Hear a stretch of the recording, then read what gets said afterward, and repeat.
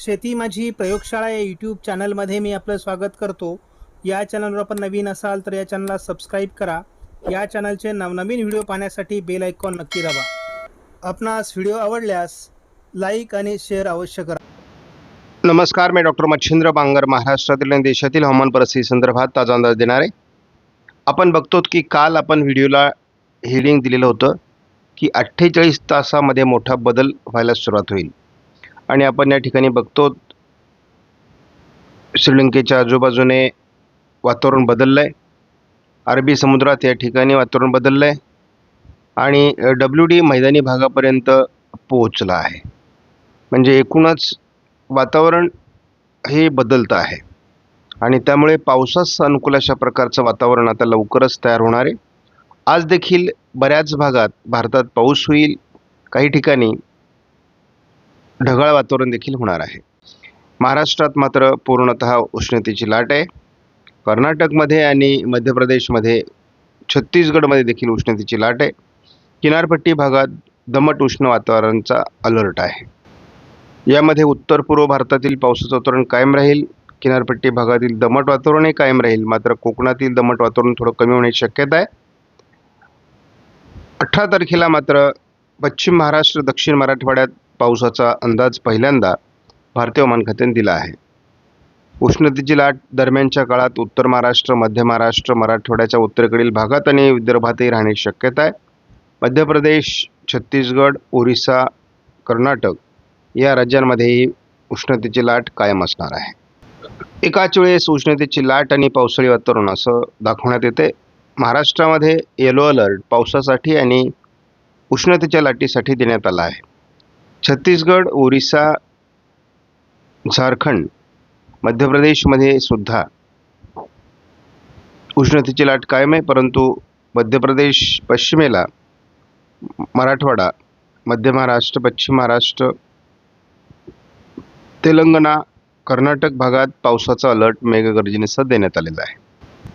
20 तारखेला मेघगर्जनेसह पावसाचं वातावरण पश्चिम मध्य प्रदेश, पश्चिम विदर्भ, मराठवाडा आणि पश्चिम महाराष्ट्र असं देण्यात आलं आहे.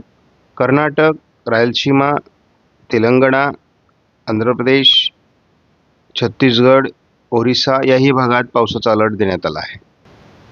21 तारखेला हे वातावरण थोडं कमी होण्याची शक्यता आहे आणि त्यामुळे मराठवाड्यात तरी देखील पावसाचा अलर्ट कायम आहे. काल भारतामध्ये केवळ पूर्व भारताच्या काही भागात पावसाचा प्रभाव होता आणि त्याची नोंद झालेली आहे. इतरत्र फारसा पावसाळी वातावरण नव्हतं. म्हणजे एप्रिलच्या दुसऱ्या आठवड्यात महाराष्ट्रात पावसाची नोंद झालेली नाही. मात्र आपण बघतो 1 मार्च ते 15 एप्रिल दीड महिना जो मान्सून पूर्व पावसाचा असतो, त्यामध्ये धुळे, जळगाव, नाशिक, छत्रपती संभाजीनगर, पुणे आणि हिंगोली जिल्ह्यामध्ये मान्सूनपूर्व पाऊस सरासरीपेक्षा जास्त पडला आहे. पाठोपाठ जालन्यामध्येही पाऊस झालेला आहे सरासरीच्या दरम्यान. बाकी महाराष्ट्रातील इतर जिल्ह्यांमध्ये मात्र किरकोळ पावसाची परिस्थिती होती. बऱ्याच ठिकाणी सरासरीपेक्षा पाऊस कमी आहे आणि पालघर, ठाणे आणि रायगड जिल्ह्यात पावसाची नोंद झालेलीच नाही. एक्सटेंडेड रेंजमधील फोरकास्ट या 4 आठवड्याचा अंदाज आलेला आहे. आपल्याला 16 ते 23 फारसं पावसाळी वातावरण दाखवलेलं नाही आहे. त्यामुळे किरकोळ पावसाच्या घटनाच या दरम्यान घडतील असं दिसतंय. परंतु पावसाची नोंद सरासरी होऊ शकते. मात्र आपल्याला वातावरण मान्सूनसाठी पोषक जे बनणार आहे ते 23 ते 30 ह्या शेवटच्या आठवड्यामध्ये बंगालच्या उपसागरामध्ये आपल्याला वातावरण बदलताना दिसतंय आणि ज्याला मी नेहमी मान्सूनचा बेस पार्ट म्हणतो. तर हा बेस पार्ट म्हणजे फाउंडेशन जे आहे मान्सूनचं ते तयार होतं आहे. 30 एप्रिल ते 7 मेच्या दरम्यान देखील आपल्याला मोठ्या प्रमाणात पावसाचं वातावरण केरळ, तामिळनाडू आणि दक्षिण कर्नाटकामध्ये दिसतंय. मान्सूनसारखा पाऊस या भागामध्ये होणार आहे. हा मान्सून नाही, परंतु तसा पाऊस होतोय आणि आपल्याला दिसतंय की जवळपास याच दरम्यान अंदमान निकोबार बेटांच्या दरम्यान अतिशय उत्तम पावसाळी वातावरण तयार होत आहे. अगदी आपण पुढच्या टप्प्यामध्ये 7 मे ते 14 मेच्या दरम्यान देखील अगदी दक्षिण कोकणापर्यंत हे वातावरण पोहोचणार आहे. त्यामुळे संपूर्ण कोस्टल भाग म्हणजेच किनारपट्टी भागामध्ये पावसाळी वातावरण आपल्याला दुसऱ्या आठवड्यात आणि पहिल्या आठवड्यात देखील वाढताना दिसते. आणि आपण बघतो की अंदमानात सातत्याने पावसाळी वातावरण वाढत जाणार आहे. म्हणजे मान्सूनचा जो काही फाउंडेशन आहे ते मजबूत होण्याची शक्यता या कालावधीमध्ये आहे. तर त्याच्या संदर्भात देखील एक्सटेंडेड रेंज मॉडेल फोरकास्टचा अंदाज आलेला आहे. आणि या ठिकाणी आपण बघतो की अगदी दुसऱ्या आठवड्यामध्ये देखील एप्रिलच्या मोठी उष्णता राहणार आहे. तिसऱ्या आठवड्यात उष्णता आणखी कहर करणार आहे. त्यामुळे उष्णतेची लाट आपल्याला 24 ते 30 पण राहणार आहे. त्यानंतर पहिल्या आठवड्यात देखील उष्णतेची लाट कायम आहे आणि 14 मेपर्यंत म्हणजे दुसऱ्या आठवड्यात देखील मेच्या उष्णतेची लाट कायम असणार आहे. त्यामुळे हा जवळपास 1 महिना अतिउष्णतेचा राहण्याची शक्यता आहे. कारण एप्रिलपासून सुरू होणारी उष्णतेची लाट 15 मेपर्यंत राहू शकते असा अंदाज आहे. आपण जर GFS मॉडेलचा धावता अंदाज घेतला तर उत्तर भारतामध्ये एक WD दाखवला जातोय. महाराष्ट्रामध्ये वातावरण बदलते 20 तारखेपासून. महाराष्ट्रात तयार झालेली उष्णतेची लाट ही पुढे आता वाढत जाणार आहे.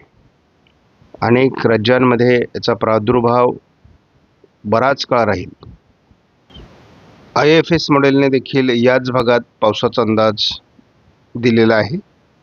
पावसाचा जोर नाही, तुरळक पाऊस दाखवलाय. याच कालावधीमध्ये आयकॉन मॉडेलचा अंदाज मात्र प्रभावी आहे. आणि मान्सून पूर्वमध्ये मी यापूर्वी सांगितलंय, प्रत्येक व्हिडिओमध्ये सांगते की आयकॉन मॉडेलमध्ये नुसार पॅटर्न चालू आहे मान्सून पूर्वचा.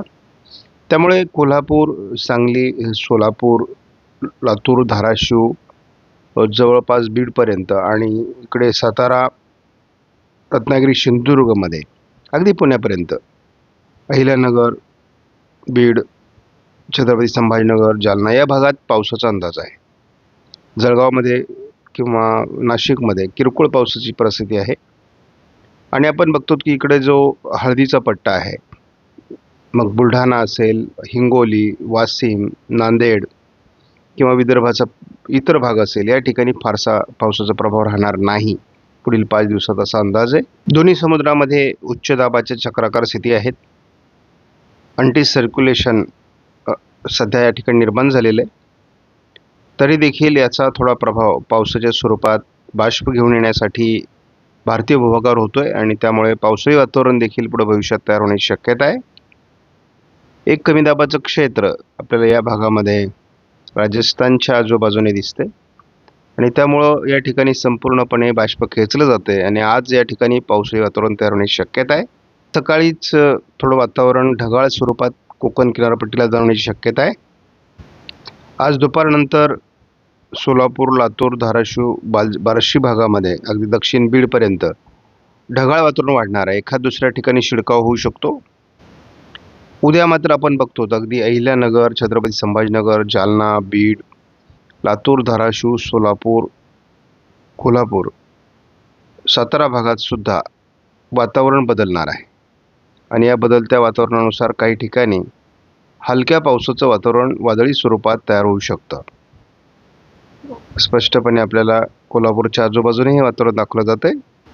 मात्र महाराष्ट्रात प्रत्यक्ष पावसाला सुरुवात मराठवाड्यातील बऱ्याच जिल्ह्यांमध्ये, पश्चिम महाराष्ट्रामध्ये, अगदी विदर्भाच्या पश्चिमी भागामध्ये 19 तारखेला होईल. 19 तारखेला अगदी कोल्हापूर, सोलापूर, सांगली, लातूर, धाराशिव, अगदी नांदेड, बऱ्याच भागात जे काही ढग दिसत आहेत हे पावसास अनुकूल आहेत.